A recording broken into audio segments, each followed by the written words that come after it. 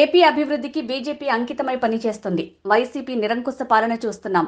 CM జగన్ను గద్దెదించాలంటే 3 పార్టీల కూటమి త్రివేణి సంగమం అనివార్యం. బీజేపీలో చేరిన వివిధ రంగాలు, వర్గాలకు చెందిన వ్యక్తులకు పార్టీ కండువా కప్పి ఆహ్వానించిన AP BJP chief Purandeswari. BJP అభ్యర్థులనే కాదు, కూటమి అభ్యర్థుల గెలుపు కోసం పనిచేయాలి.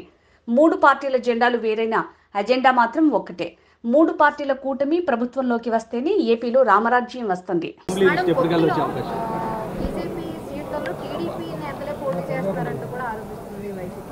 ఎక్కడండి పొత్తులో బీజేపీ పోటీ చేసేటటువంటి సీట్లలో బీజేపీ పేరుతో టీడీపీ వాళ్ళే పోటీ చేస్తున్నారని చెప్పి ఆరోపిస్తున్నారు. ఇప్పుడు నేను ఇందాక చెప్పినట్లుగా ఇప్పుడు అనౌన్స్ అయినటువంటి అభ్యర్థుల్లో ఒకరు తప్పించి అందరూ మా పార్టీ వాళ్ళు.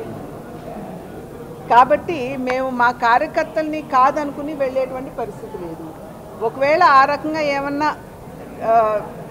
డిసిషన్ తీసుకోవాలనుకున్నా కూడా పార్టీలో కార్యకర్తలతో చర్చించిన పిమ్మటే దాని మీద నిర్ణయం అనేది జరుగుతుంది.